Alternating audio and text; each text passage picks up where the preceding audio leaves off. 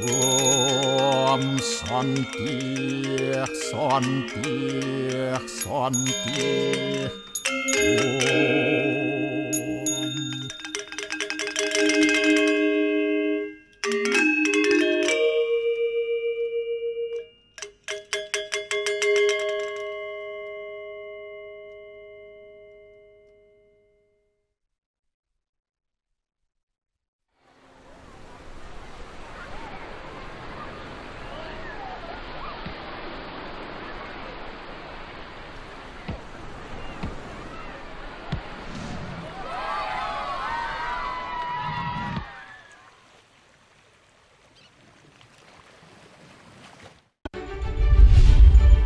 Aksi perampokan minimarket di Jembrana yang terekam dalam CCTV.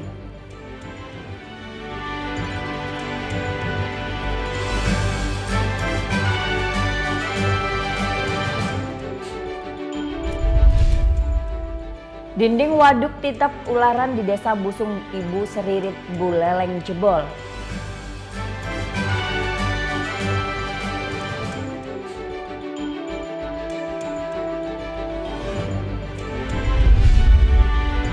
Dialog khusus bersama Wali Kota Denpasar Rai Mantra.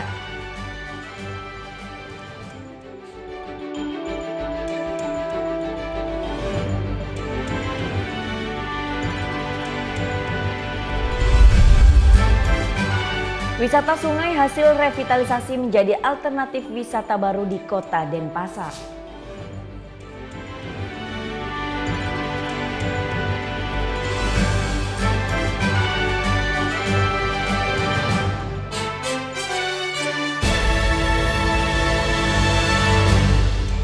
Om Swastiastu. Halo, selamat pagi pemirsa, Net Bali kembali hadir menyapa Anda. Pagi ini selama 1 jam kami akan membawakan sajian berita terhangat dan inspiratif.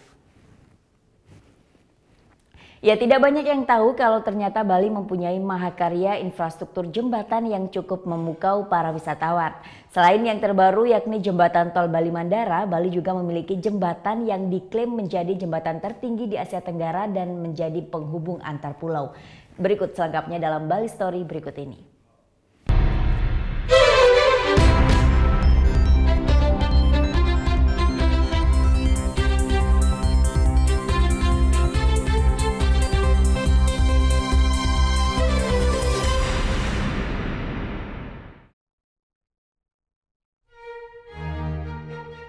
Menurut Kamus Besar Bahasa Indonesia, jembatan adalah jalan dari bambu, kayu, beton, dan sebagainya yang direntangkan di atas sungai, jurang, dan sebagainya.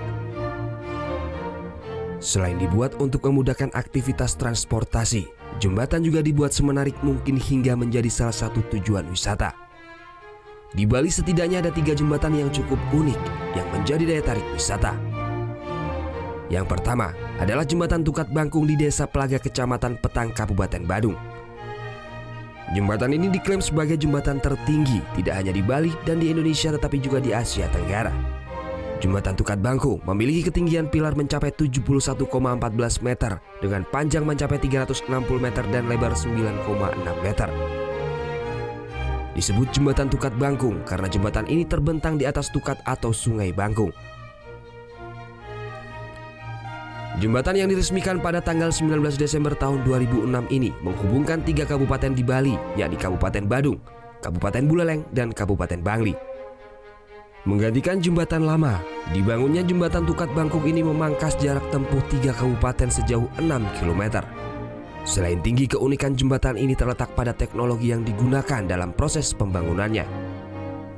Jembatan ini dibangun dengan teknologi balance cantilever.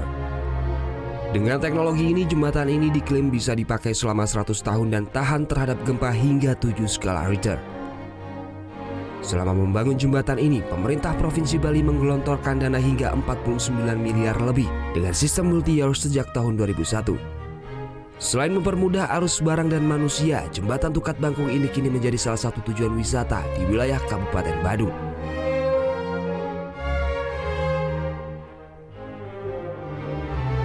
Selain memiliki jembatan tertinggi, Bali juga memiliki jembatan penghubung antar pulau, menghubungkan antara Pulau Nusa Dua Lembongan dan Nusa Ceningan di Kabupaten Kelungkung. Jembatan ini diberi nama Jembatan Kuning.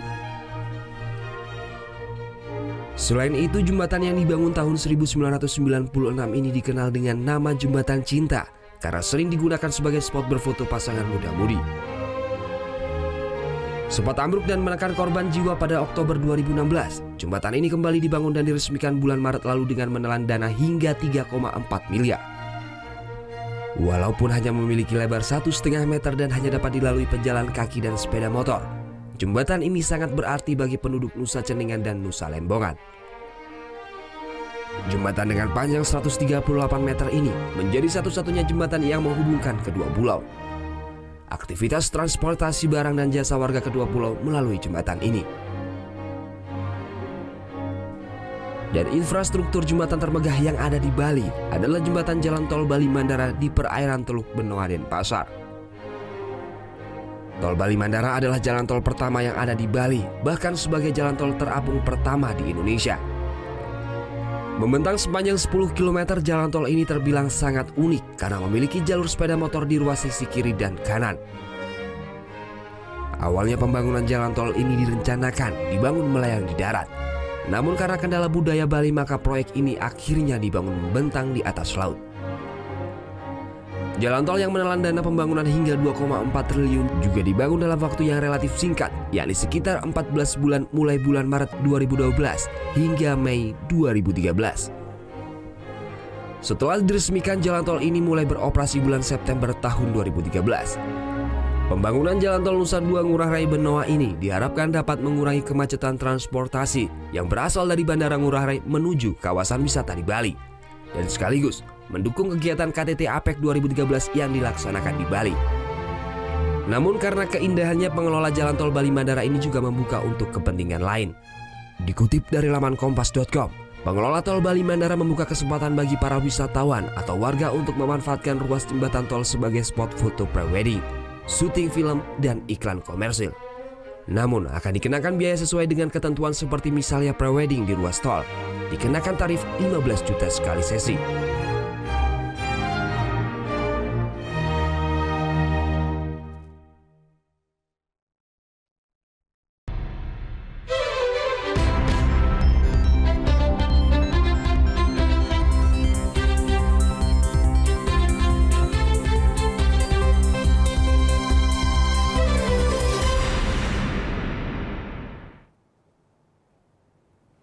Aksi perampokan minimarket di Jembrana yang terekam dalam CCTV sesaat lagi tetap di Net Bali.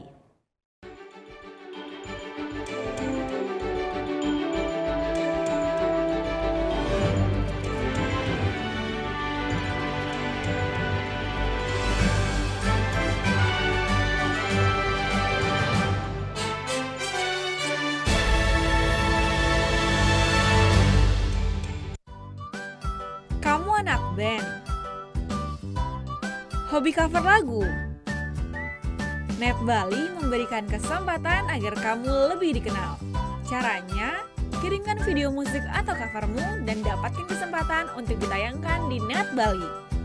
Info syarat dan ketentuan dapat dilihat di fanpage Facebook Net Biro Bali, Twitter @netbirobali, Instagram Net Bali Official.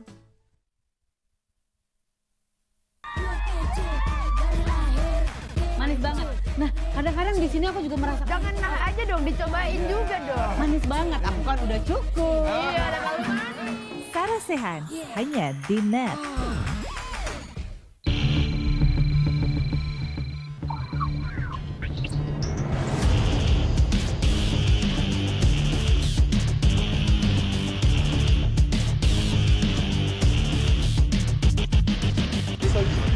soju, alkohol. Keberadaan bea cukai di Bandar itu adalah meterpadan. How many piece you bring? Coffee. Custom Protection, Sabtu dan Minggu jam 11 malam hanya di Net.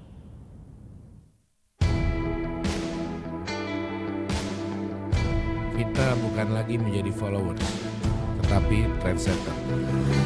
Ada effort untuk menjadi seperti ini.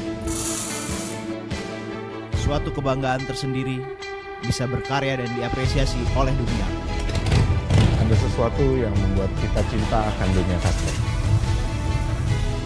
Bermimpi, berimajinasi, berkarya dengan passion.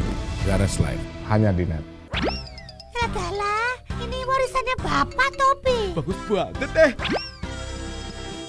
Bukan yang itu, ini. Ini jenenge rusun. Masih betah di sini. Dijamin aman. Bapak cuma mau menyampaikan, tolong kamu rawat satu-satunya warisan bapakmu ini. Selamat datang di Jeton. Deru suara mesin roda 2. Pertarungan memicu adrenalin, mengejar yang terdepan. Real Road Racing Series hanya di Net.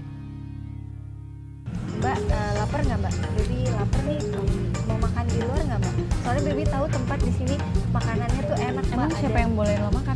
Buat episode lusa, gue tunggu editingannya malam ini. Siap Mbak, The East hanya di Net. Berapa bersaudara? 2 bertiga. 3 kayak begini ya. Keren kan? Tuh, istilah gitu Nona Yasmin tahu nih. Iya dong, tahu lah. KZL tahu KZL? Tahu, kesel. Kalau kata anak YouTube mah boom. Ada perempuan yang udah expert banget dalam urusan bangunan. Orang ada pak gitu. Aku ditabok. Calon istri idaman ya? Aku ditabok aja masuk di mana muka, Non.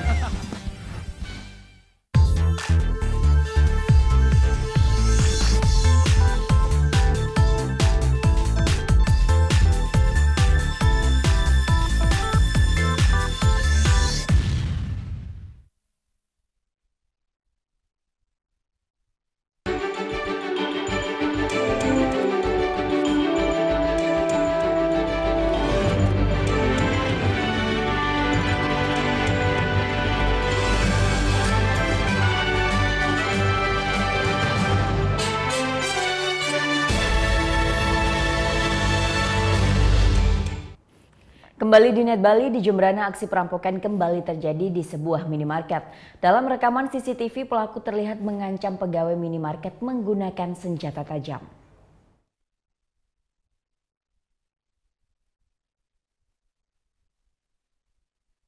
Inilah aksi perampokan sebuah minimarket di Jemberana yang terekam kamera CCTV Senin dini hari. Seorang perampok yang datang menggunakan masker ini langsung menodongkan sebilah golok ke pegawai minimarket. Karena ketakutan, pegawai minimarket ini langsung kabur. Pelaku langsung menggasak uang di mesin kasir yang berjumlah 1,8 juta rupiah dan langsung melarikan diri. Peristiwa perampokan ini pun langsung dilaporkan ke Polres Jemberana. Tak lama setelah kejadian, polisi berhasil membekuk pelaku Muhammad Ibnu di rumahnya. TKP kejadian ini di Minimart SWT Mart di Jalan Udayana, Banjar, BB Agung, ya, Kelurahan Negara, Kecamatan Negara, Kabupaten Jemberana. Modus daripada pelaku, yakni pelaku dengan membawa senjata tajam, kemudian masuk ke Minimart, kemudian mengancam korban, kemudian mengambil uang hasil penjualan di Minimart. Kemudian pada saat kejadian, karena kasus ini tertangkap tangan, ada piket dari batalion atas nama Serda Hengki akan membeli rokok. Karena melihat ada anggota TNI yang menggunakan baju TNI, pelaku takut sehingga lari ke semak-semak. Kemudian anggota TNI atas nama Serda Hengki komunikasi dengan penjaga toko untuk menghubungi piket batalion lagi untuk minta bantuan, kemudian menyuruh salah satu pekerja atas nama Budi Cahyono lapor ke Polsek Negara. Kemudian kita gabung ke TKP melakukan penangkapan. Di situ Serda Hengki berhasil mengamankan pelaku di semak-semak, kemudian diserahkan ke piket Polsek Kota sebanyak 4 orang yang ada di TKP. Pelaku merupakan residivis yang baru saja bebas dari lapas Jemberana dengan kasus pencurian uang. Pelaku dijerat pasal 365 KUHP atau pasal 2 dan Undang-Undang Darurat Nomor 12 Tahun 1995 dengan hukuman ancaman 5 tahun penjara. Putu Wijana melaporkan untuk Net.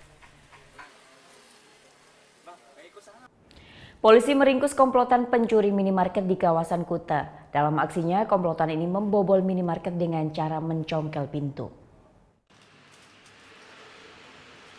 Ketiga tersangka spesialis pencuri minimarket di sekitar wilayah Kuta dan sekitarnya diringkus tim Opsnal Polsek Kuta Utara Senin lalu. Dalam aksinya, Putu Galang, Wayan Barata, dan M. Farid masuk dengan cara mencongkel pintu toko. Pencurian yang baru dilakukan terjadi di sebuah minimarket di wilayah Tibu Beneng, Kuta Utara. Mereka berhasil menggasak uang senilai Rp5.800.000 dan 9 bungkus selop rokok. Kemudian barang-barang hasil curian mereka jual kembali dengan harga murah. Pelaku selalu menggunakan sarung tangan saat beraksi. Ini digunakan untuk menghindari sidik jarinya nempel sama di gagang pintunya. Dan itu dilakukan di 8 TKP di semua TKP. Jadi dia menghindari sidik jarinya nempel pada saat membuka berangkas, buka pintu. Sementara satu orang tersangka lainnya yakni Cedil masih dalam proses pencarian. Para tersangka dijerat dengan pasal 363 KUHP dengan ancaman 7 tahun penjara. Surya Sanjaya melaporkan untuk NET. Beralih ke informasi lain, dinding waduk Titap Ularan di Desa Busung Biu Seririt Buleleng jebol lantaran adanya kebocoran sumber mata air yang membuat lapisan tanah amblas. Dinding waduk Titap Ularan yang terletak di Busung Biu Seririt Buleleng jebol Selasa sore. Jebolnya dinding setebal 2 meter diduga akibat adanya sumber mata air yang bocor, mengalir ke permukaan tanah hingga membuat struktur tanah amblas. 4 orang warga yang sedang memancing ikan di lokasi waduk sempat hanyut terbawa arus yang cukup deras. Beruntung, 4 warga berhasil diselamatkan. Saya sendiri mancing, ada orang yang hanyut, hanyutnya 4 orang tapi selamat. Nggak ada bencana, nggak gini, dia nggak luka, tapi selamat, tertolong, langsung pulang gitu. Posisinya pas mancing itu dia di mana dia posisinya? Posisinya di bawah, karena jebolnya dinding itu kan otomatis air itu yang menghanyutkan dia gitu. Jebolnya salah satu bagian dinding waduk terbesar di Bali ini tidak mempengaruhi kondisi bendung waduk secara keseluruhan karena jauh dari posisi penyangga waduk. Saat ini perbaikan tengah dilakukan oleh pihak kontraktor yang membangun waduk dan waduk masih dalam masa proses pemeliharaan. Selain perbaikan, tim Komisi Keselamatan Bendungan dari pusat pun didatangkan untuk memastikan keamanan waduk. Yang jebol itu adalah dinding penahan tanah kolam olak dari spillway. Di dalam tubuh bendungan ini sudah ditanami beberapa instrumen. Instrumen ini tujuannya untuk memantau perilaku bendungan. Apabila terjadi sesuatu, akan terlihat langsung di instrumen. Nah, sampai saat ini dari instrumen-instrumen yang ada itu tidak ada pembacaan yang abnormal. Jadi semuanya dalam keadaan normal. Waduk Titap Ularan merupakan satu-satunya waduk buatan terbesar di Pulau Bali. Fungsi dari waduk ini selain untuk pengairan sawah juga sebagai sumber pasokan air bersih bagi masyarakat Buleleng. Pembangunan mega proyek ini menelan dana hampir 500 miliar rupiah. Putu Wijana melaporkan untuk NET. Berbagai perubahan wajah Kota Denpasar dari revitalisasi sungai hingga mewujudkan kota berbasis teknologi. Seperti apa Wali Kota Denpasar mewujudkan itu semua? Saksikan dialog khusus dengan Wali Kota Denpasar Ray Mantre sesaat lagi, tetap di NET Bali.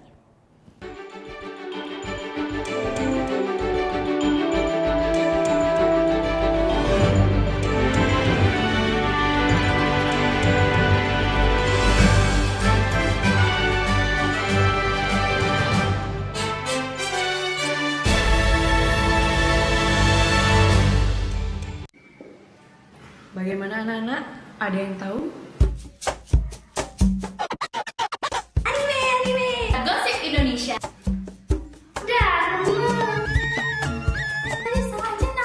Meresahkan warga Indonesia. Oh, so sweet. Top Chart Music minggu ini. Tayangan sehat adalah tayangan yang menghibur sekaligus memberikan informasi yang berguna dan bermanfaat bagi masyarakat. Manis banget.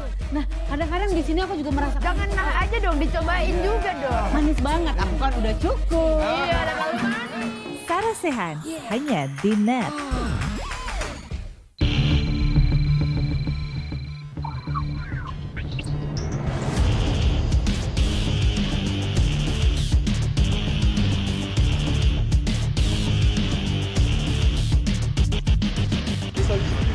Setuju, alkohol.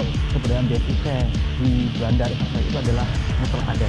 How many did you bring? Coffee.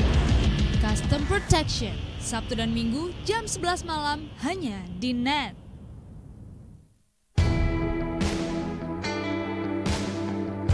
Kita bukan lagi menjadi followers, tetapi trendsetter. Ada effort untuk menjadi seperti ini. Suatu kebanggaan tersendiri bisa berkarya dan diapresiasi oleh dunia.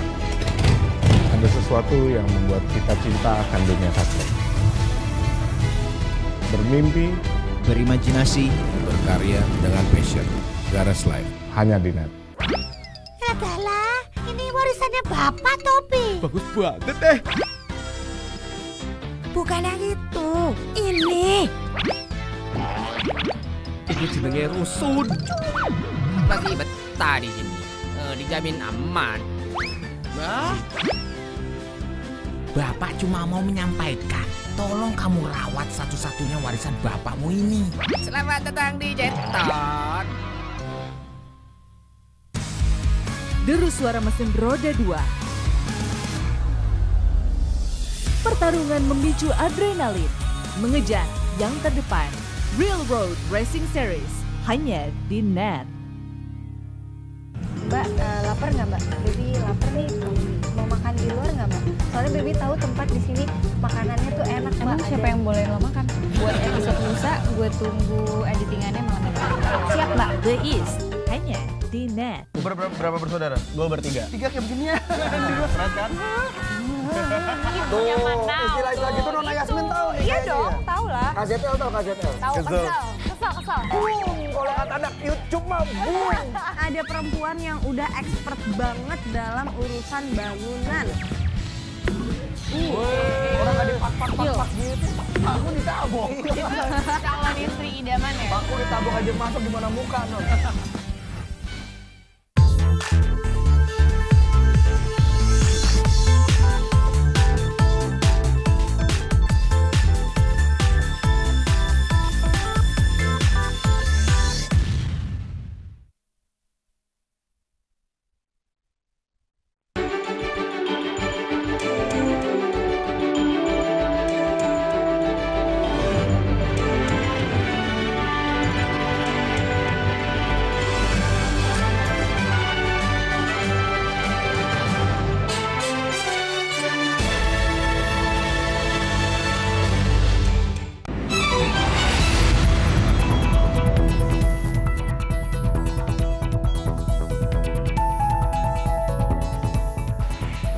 Jika Anda berjalan-jalan di kawasan Pasar Badung atau Pasar Kumbasari, tentunya ada satu pemandangan yang paling mencolok. Yap, benar sekali, pemandangan atau perubahan dari Tukat Badung yang sekarang lebih bersih, lebih indah, dan tentunya bisa dinikmati warga.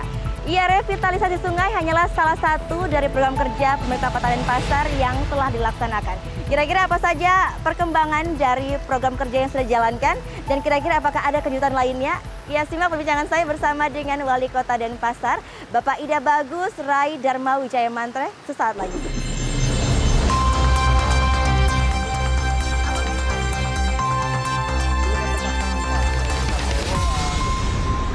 Baik dan sehat. Saya sempat jalan-jalan tadi Pak, dan saya amazed sekali ngelihat perubahan dari Tukat Badung ini sendiri Pak. Tidak cuma Tukat Badung aja Pak ya, ternyata beberapa bantaran sungai pun di Denpasar sudah ada ya. Ada Tukat Bindu, ada Tukat Loloan, ada Tukat Tak-Tak. Dan ini terakhir mungkin ya. Ini yang tahun ini terakhir yang kita revitalisasi. Oke. Konsepnya mau seperti apa sih Pak untuk tukat-tukat atau sungai-sungai yang ada di Kota Denpasar ini sendiri? Satu ya, sebetulnya ya, harapan besarnya gimana kita memaintain pariwisata, itu satu ya. Yang kedua, ini membangun edukasi. Membangun edukasi kepada masyarakat ya. Jadi masyarakat itu harus betul-betul sekarang itu bisa menjaga sungai itu dengan baik. Kalau kita lihat dulu kan tempat sampah, kayak Tukat Loloan, Tukat Bindu, selama ya. ini sangat apa namanya? Sangat berbahaya sekali ke depannya. Kalau enggak kita punya suatu visi ke depan tentang permasalahan air dan sampah. Jadi pemerintah Kota Denpasar ini memberikan contoh seperti ini loh. Ya. Tukat atau sungai yang bersih gitu. Ini sebenarnya target besarnya adalah edukasi kepada masyarakat. Ya. Tapi multiplier efeknya silakan. Kita bisa buat river walk atau segala macam, ya. Edukasi kepada masyarakat. Kalau nggak kita bisa mampu seperti ini, ya kita mempunyai martabat nggak naik-naik dong. Benar Ya. sekali. Ini masalah keberkahan pasar rakyat, pasar tradisional, ya. Itu direvitalisasi juga, Pak? Itu sudah direvitalisasi, ternyata kan kita mampu. Mampu dalam hal apa itu? Kalau kita lihat sekarang di Pasar Sindu, ya. Boleh kita berjalan-jalan? Nah, silakan. Pasar Sindu itu adalah pasar terbaik di Asia Tenggara nomor 1. Kan pernah dengar beritanya, ya. Jadi itu disurvei dengan salah satu aplikasi internasional, ya TripAdvisor nggak salah ya. Nah, kalau dulu kan orang ada yang ngeludah, ada begini. Ya gimana kita caranya untuk capability at grassroots ya? Bagaimana caranya kita itu meningkatkan kapasitas rakyat kita dengan adanya gempuran-gempuran secara apa namanya? Secara modern segala macam. Ini tidak bisa dihindari. Yang bisa hanyalah kita harus memperhatikan rakyat, meningkatkan kapasitas rakyat itu sendiri. Jadi dari edukasi, ada ekonomi mungkin Pak yang aspeknya yang ingin dicapai juga dengan revitalisasi? Bukan hanya ekonomi, kesehatan, dan menghilangkan stres kebahagiaan. Oke, jadi dengan satu hal atau satu langkah revitalisasi ini menyentuh banyak aspek lainnya? Itu yang harus. Oke, satu lagi Pak, kenapa sih Pak selain beberapa aspek ini, edukasi, ekonomi, kesehatan dan sebagainya, apakah ini juga bagian dari pencegahan banjir nggak sih Pak untuk di Kota Denpasar sendiri? Ya memang, kalau kita bilang masalah pencegahan banjir, itu otomatisnya kenapa? Sampah udah mulai berkurang. Tapi kalau sifatnya nanti bencana, air bah, itu tidak bisa untuk dihindari. Oke Pak, kemarin baru aja kejadian ini. Banjir di beberapa titik di Denpasar kan agak besar ya Pak ya. Itu apa Pak sebenarnya? Saya rasa nggak besar. Pada waktu saya mulai masuk di Kota Denpasar, dulu titiknya itu ada sekitar 16 lebih. Sekarang tinggal lagi 7 titik ya. Tinggal lagi 7 titik. Nah memang ya, yang kita harus akui ya, nah sekarang ini memang kelemahan kita mungkin ada di desain ya. Desain drainase itu sendiri. Makanya memang perlu ada perencanaan yang sangat, apa namanya, yang sangat inovatif. Inovatifnya kenapa? Kalau kita lihat umpama, saya hanya pernah baca aja di koran. Jadi ada kalau di Jerman itu ya, mereka membuat drainase ya. Jadi 100 meter drainasenya itu mereka ada sumur resapannya. Kalau kita nggak ada di sini di Indonesia nggak ada. Jadi istilahnya air yang menggenang di jalan itu lama di surutnya. Belum lagi sampah. Ya. Jadi memang harus ada perubahan seperti itu. Tapi kalau sampah ini bisa teratasi, saya rasa itu banjirnya akan lebih sedikit. Tapi kita nggak bicara bencana ya. Kalau bencana Singapura sama Jepang pun dia kebanjiran. Semuanya itu di luar kuasa kita manusia Pak ya. Di luar kuasa ya. Tadi menyentil sedikit soal sampah nih. Ya betul. Masalah sampah ini kan kebanyakan kan sampah kiriman Pak. Kita tahu kalau sungai-sungai di Denpasar ini adalah sungai lintasan saja Pak, bukan hulunya. Betul. Sedangkan sampah harus diperbaiki dari hulunya pastinya Pak kan. Betul. Nah, ada tidak sih koordinasi Pak? Karena kebanyakan kan hulu berada di kabupaten lain Pak.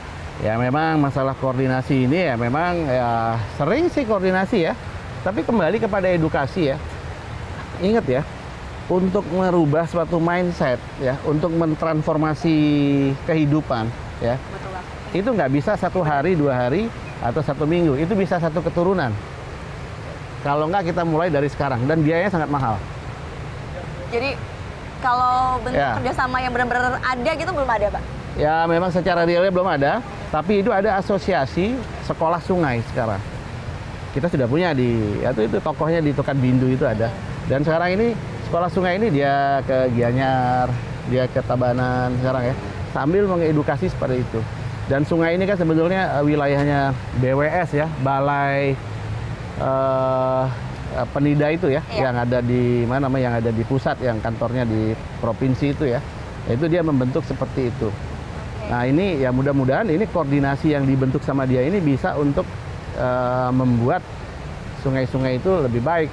Kalau kita melihat akar budaya sebetulnya ya, di Bali terutama itu ya, sungai itu sumber penghidupan ya. Banyak juga hal-hal ya, kalau kita kayak orang tuh apa ya istilahnya menyucikan diri di campuan apa segala macam. Ini mengembalikan ini kan berat sekali. Segitu pentingnya Pak ya? Iya, berat sekali. Dan memang ini harus ada upaya yang jauh ya. Dan mungkin kalau kita merevitalisasi ini ya, dengan sebegitu gencarnya, mungkin dengan biaya yang besar ya. Tapi kalau tidak direvitalisasi seperti ini, kita kehilangan aspek martabat dari budaya dan kita kehilangan kesempatan pariwisata. Benar sekali. Begitu sampah itu masuk kepada laut, jangan harap bisa kita diterima lagi dengan dunia pariwisata. Jadi visinya harus jauh ke depan. Nggak boleh hanya melihat, wow ini proyek apa yang sekarang. Nggak seperti itu. Jadi kita harus punya visi ke depan ya, bagaimana meningkatkan harkat dan martabat. Kalau masalah kota budaya itu kan masalah peradaban. Kota budaya Pak. Nah kita kan ngomongin kota budaya Pak sambil duduk enaknya kali Pak ya. Sambil santai yuk, capek juga berdiri. Ayo dah.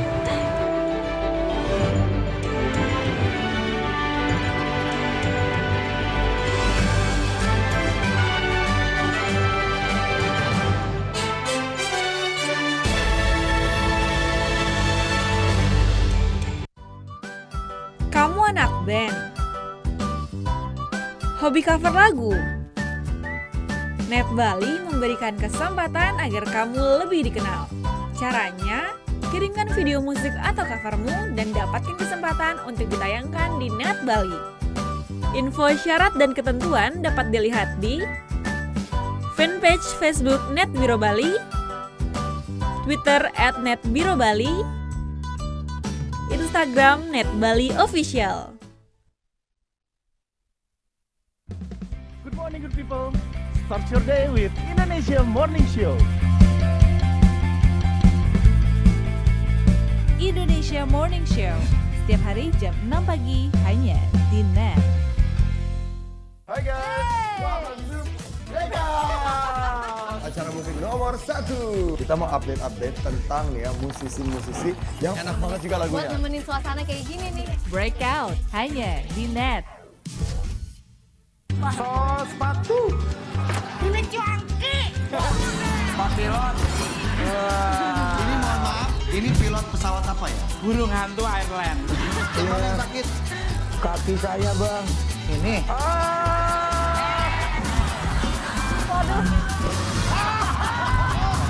Ini gue punya minuman yang bisa membuat susah.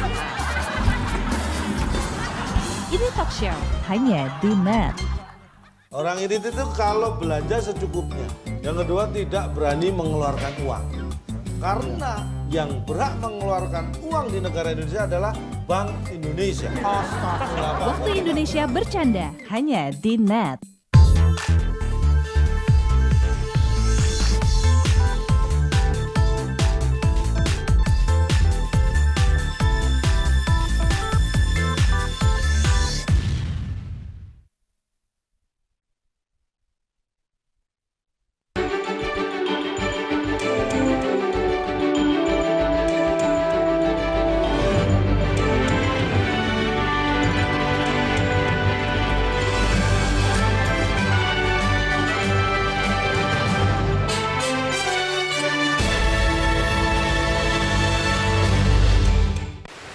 Iya, kembali di Net Bali dan saya masih bersama dengan Wali Kota Denpasar, Bapak Roy Mantra di sini. Pak, kita lanjutkan tadi kan sempat jalan-jalan, udah ngeliat bagaimana indahnya sekarang Kota Badung ya. Capek juga jalan-jalan, duduk aja sekarang. Sekarang kita santai duduk Pak. Ya. Nah ini pengembangannya sudah sampai sini saja kah atau ada lagi kejutan lainnya? Nah ini kalau ini center point ya. Memang center point juga belum selesai, ada beberapa mungkin dari 200 meter. Harapan besarnya ini akan menjadi satu jadi river walk, ada jalan di dalam sungai itu sendiri ya. Mungkin sampai Buagan dan juga sampai di daerah Kampung Jawa itu. Ada jalan? Ya, ada jalan seperti ini ya. Jadi bisa orang berjalan nanti menuju center point. Dan juga mungkin ya sekarang sudah ada Grandmaster untuk desainnya itu. Itu ada transportasi sederhana nanti juga bisa dipakai. Kayak gondola-gondola di Venesia gitu Pak? Ya, itu juga nanti untuk mempermudah masyarakat yang mau ke Pasar Badung. Jadi ada alternatif jalur juga. Ada alternatif seperti itu. Jadi Buagan itu kan potensinya besar di sana ya, bisa untuk transportasi. Dan sampai Kampung Jawa itu juga di sana juga besar ya. Saya rasa di sini akan menjadi center point nanti. Wow, itu bakal jadi orang mau jalan ke Pasar Badung boleh untuk sehat ya. Orang mau naik transportasi itu juga akan boleh. Nah ini salah satu juga untuk pemecahan masalah mungkin ya bisa untuk kemacetan apa ya seperti bis sekolah seperti itu ya. Jadi kita berusaha untuk mencari alternatif selain harus kita bangun infrastruktur dan segala macam. Oke, jadi Bapak juga berusaha untuk bisa menyelesaikan kemacetan dengan membangun semua proyek. Ya, dengan mencari alternatif itu nantinya. Ya. Siap. Nah, Pak, selain revitalisasi sungai, ada juga tadi revitalisasi pasar ya. Satu juga yang menarik dari program kerja Denpasar ini adalah Smart City. Iya, betul. Dan ini kan sudah digaung-gaungkan lama nih Pak.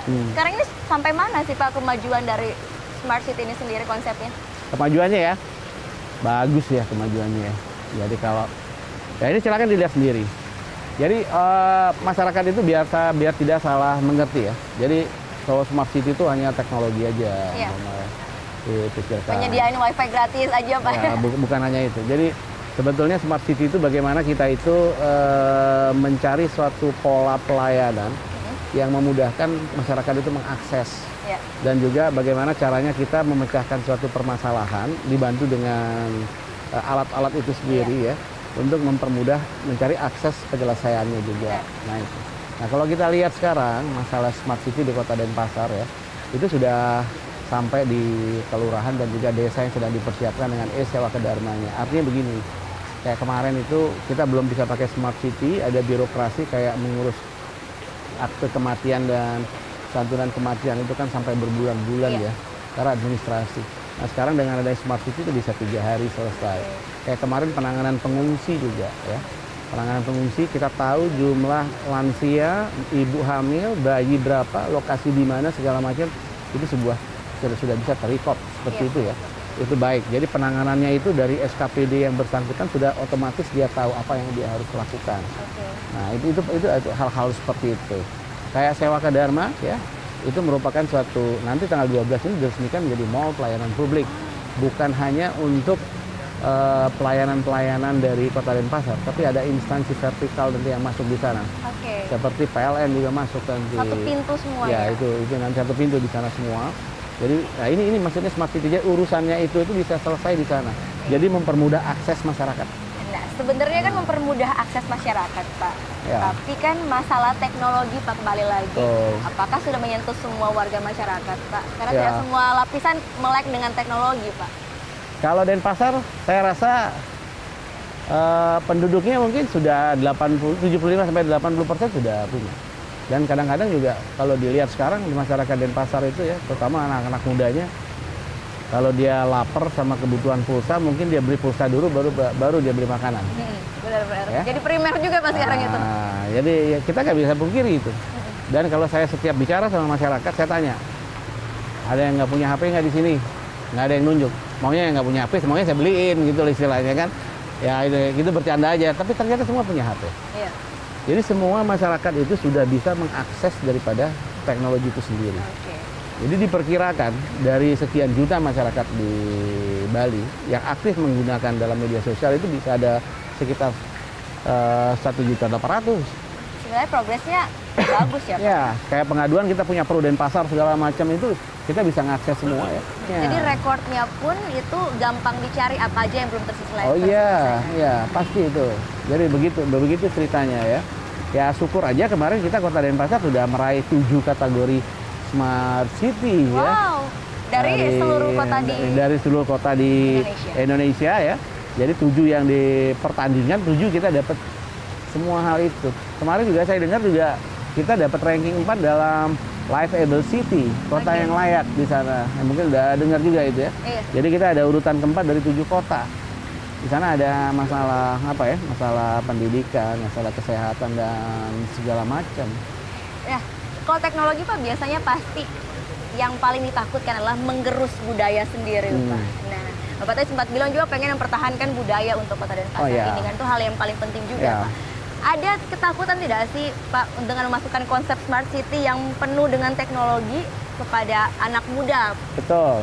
Ketakutan ada nggak sih? Teknologi itu ini ya, ambivalen ya, bagaikan pisau bermata dua dia ya. Kalau tidak cermat kita menggunakan, dia mungkin akan bisa berpengaruh yang secara negatif.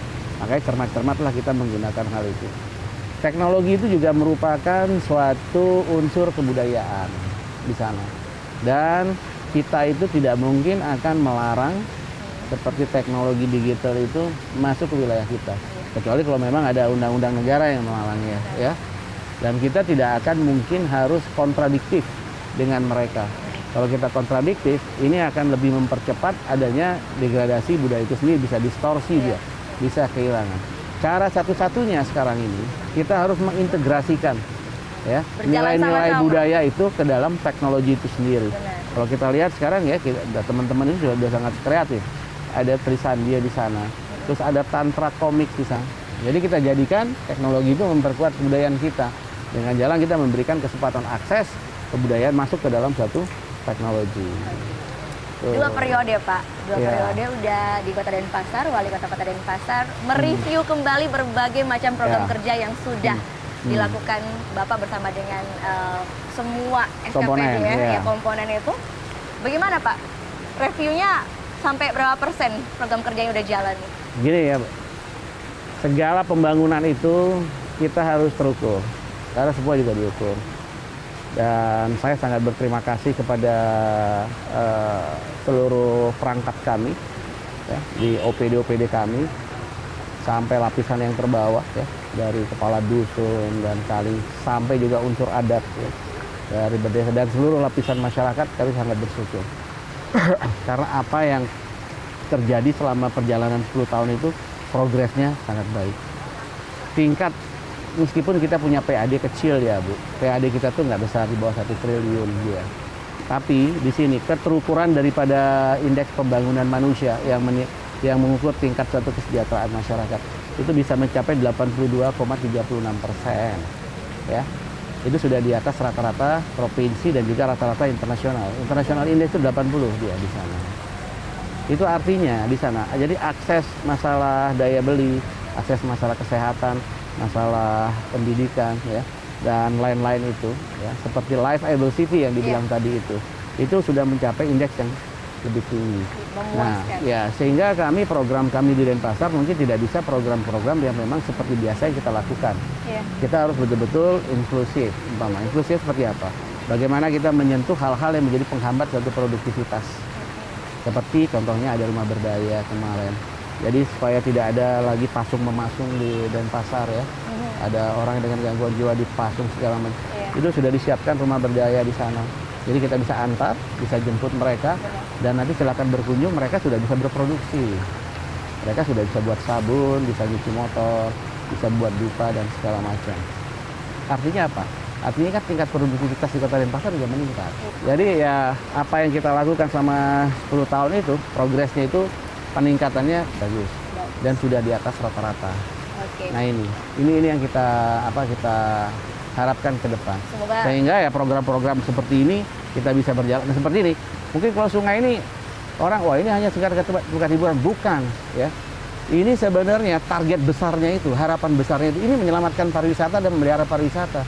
Bagaimana kalau orang itu tidak diedukasi dan peradaban kotornya masih tetap ya dan itu masuk ke sungai. Berapa yang harus dirugikan nanti? Ini visinya jangka panjang sebenarnya. Harus.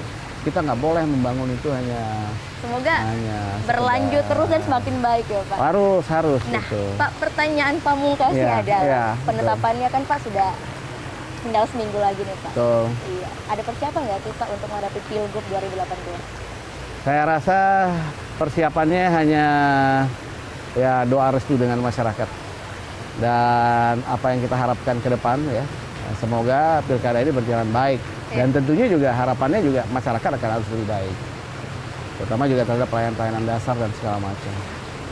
Ya, kalau programnya terlalu tinggi-tinggi tapi kalau pelayanan dasarnya tidak memungkinkan ya, tingkat indeks pembangunan manusia juga masih rendah, ya kan cuma saja nanti bisa kita kehilangan suatu hal yang umpama begini, kita anggap itu sebagai kebocoran ekonomi. Oke, pembangunannya infrastrukturnya maju segala macam, tapi masyarakat lokal tidak bisa untuk tidak bisa untuk memanfaatkan hal itu, sehingga pertumbuhan ekonominya tinggi, income per kapita masih rendah, pelayanan dasar juga masih rendah.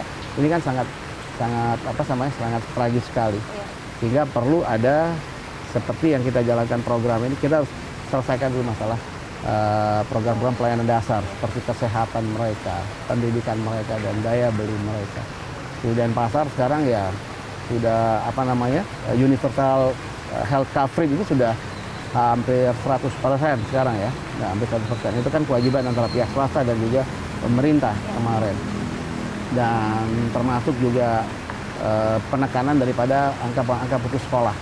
Jadi ada angka partisipasi kasar dan murni kita itu sudah di atas 90 semua. Nah, jadi harus sudah, saya rasa masalah 9 tahun wajib belajar itu di Denpasar saya rasa sudah berjalan dengan baik.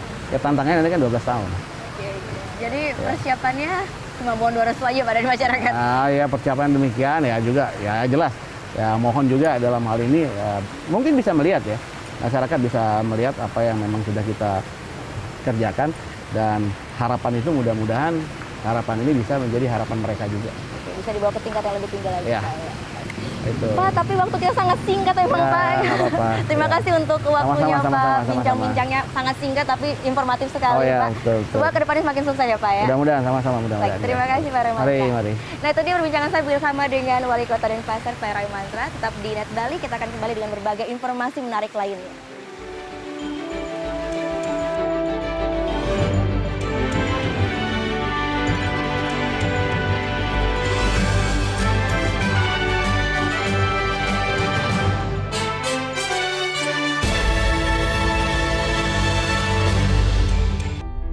Kita telah diwariskan sebuah rumah besar yang bernama Negara Kesatuan Republik Indonesia yang dibangun melalui proses perjuangan darah dan air mata dengan mengorbankan jiwa raga para kusuma bangsa yang dibangun atas dasar 4 konsensus dasar bernegara, yaitu Pancasila, Bhinneka Tunggal Ika, Undang-Undang Dasar 1945, dan NKRI. Munculnya gerakan-gerakan yang ingin mengganti, yang mengkhianati 4 konsensus dasar itu. Yang ingin meruntuhkan rumah besar kita. Apakah akan kita biarkan rumah besar kita runtuh? Tidak. Untuk itu, mari kita setia membela dan menjaga Pancasila. Karena Pancasila, dasar negara yang menjadi jiwa, kepribadian, pemersatu bangsa.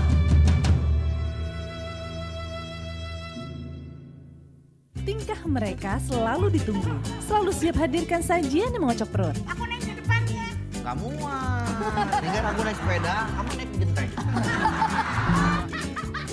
Komedi Nightlife hanya di Net. Good morning, good people. Start your day with Indonesia Morning Show. Indonesia Morning Show, setiap hari jam 6 pagi hanya di Net.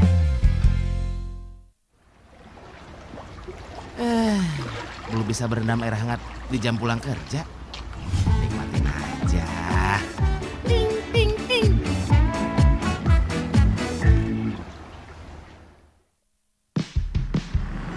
Ini bapak kenapa sih? Dari tadi ngeliatin mulu. Padahal kan kita masih bisa jalan-jalan dulu, Mbak Mutemu. Jalan kemana, Pak? Lagian ya, saya tuh harus ambil orderan lagi. Aduh, kaki saya keselnya, Mbak. Bapak masih bisa jalan nggak? Jalan? Oh, masih bisa, Pak. Mbak mau kita jalan kemana? Nonton? Apa mungkin makan? Mbak tinggal pilih. Oke Jack, hanya di Net.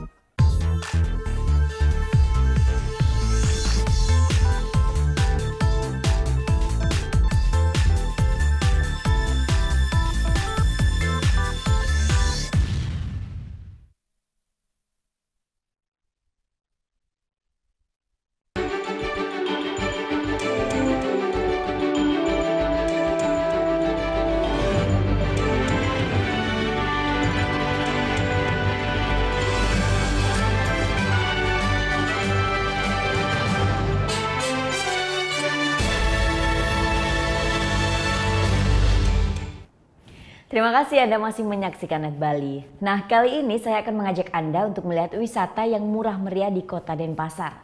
Bukan pantai, gunung, ataupun danau, tapi yang ini adalah wisata sungai hasil revitalisasi warga lingkungan sekitar. Dan ini sungainya kece banget.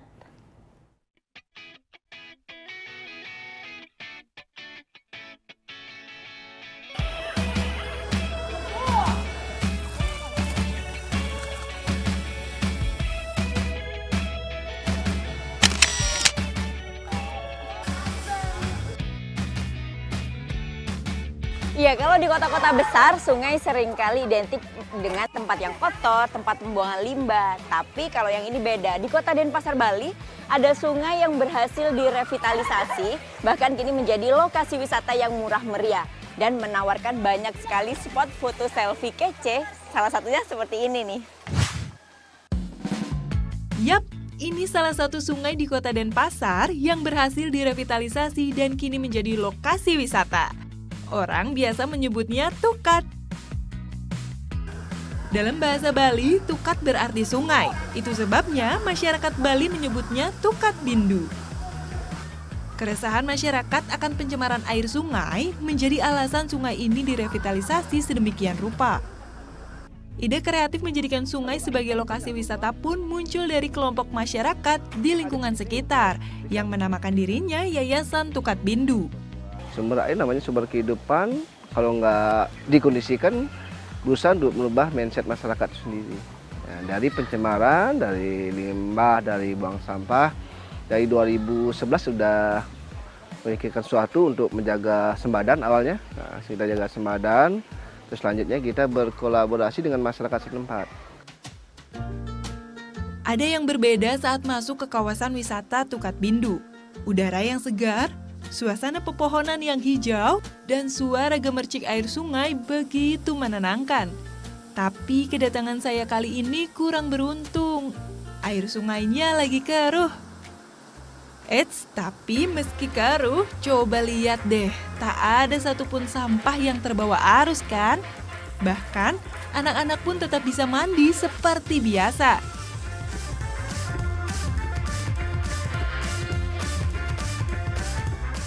Di Tukat Bindu juga telah dilengkapi berbagai fasilitas penunjang, mulai spot foto kece,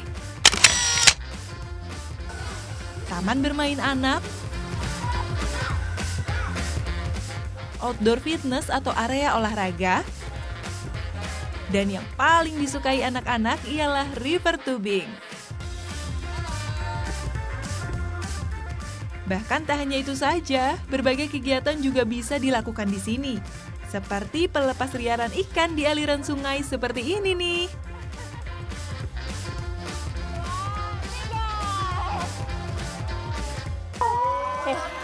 Ya, ini dia nih salah satu kegiatan kalau kita datang ke Tukat Bindu, menarik kan, melepas liar ikan secara bersama-sama. Ini salah satu kegiatan yang ditawarkan selain memang banyak fasilitas di sini yang bisa digunakan oleh wisatawan. Nah, ini bertujuan untuk mengenalkan anak-anak untuk mencintai lingkungan sekitar.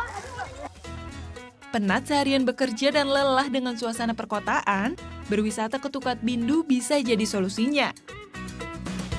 Tak perlu mengeluarkan kocek untuk tiket masuknya, hanya saja jika kalian ingin bermain river tubing, kalian bisa sewa dengan harga hanya 10.000 sepuasnya. Dan satu lagi, wajib coba kulinernya. Ini dia nih yang nggak boleh dilewatkan kalau kita lagi jalan-jalan ke Tukat Bindu.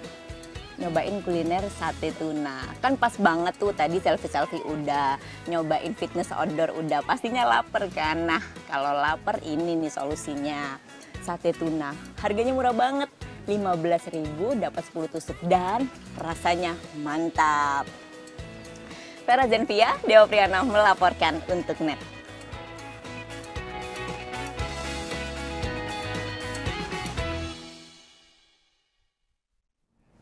Informasi tadi mengakhiri Net Bali hari ini. Anda dapat saksikan kembali tayangan hari ini di YouTube channel kami www.youtube.com/netbali. Tentunya jangan lupa subscribe. Dan setelah ini kami akan memutarkan video klip dari Sweet Case for Kennedy. Band dengan aliran punk rock ini akan membawakan lagunya yang berjudul Standing Alone. Nah, bagi kalian nih yang punya video klip musik atau cover dan ingin tayang di Net Bali, langsung saja cek syarat dan ketentuannya di Instagram kami Net Bali Official. Saya Vera Zenvia, matur suksma dan selamat beraktivitas. Om Santi Santi Santi Om.